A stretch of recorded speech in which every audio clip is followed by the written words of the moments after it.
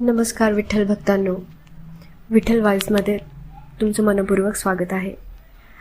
आज आपण जाणून घेऊया एका अशा भक्तीची कथा जिने समाजाचे बंधन, अपमान आणि संकटावर मात करून विठ्ठलाच्या चरणी आपले संपूर्ण आयुष्य अर्पण केले.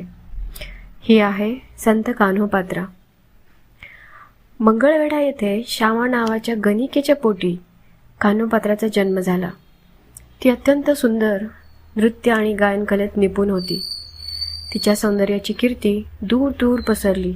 अनेक श्रीमंत आणि राजघराण्यातील लोक तिच्याशी विवाह करू इच्छित होते, परंतु कान्होपात्राच्या मनात सांसारिक वैभवाची इच्छा नव्हती. तिला एकच ओढ होती, पंढरपूरच्या विठ्ठलाची.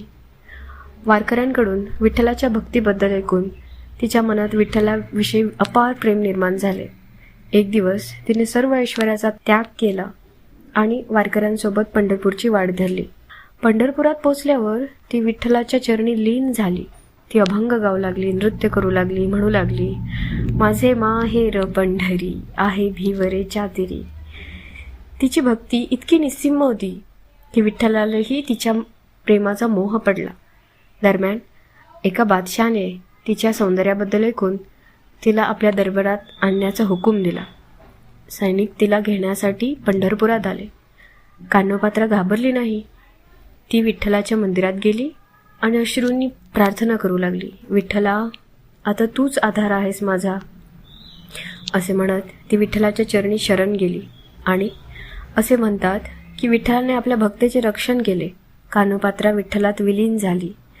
जिथे ती अदृश्य झाली तिथे आजही तिच्या स्मृतीचे भक्तिभावाने पाहिले जाते.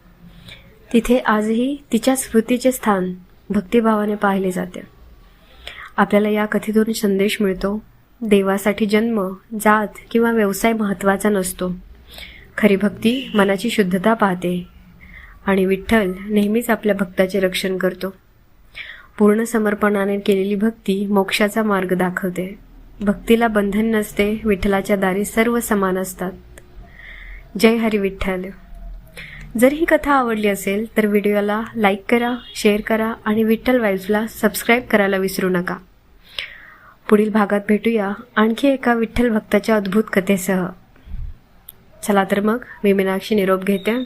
पांडुरंग हरी.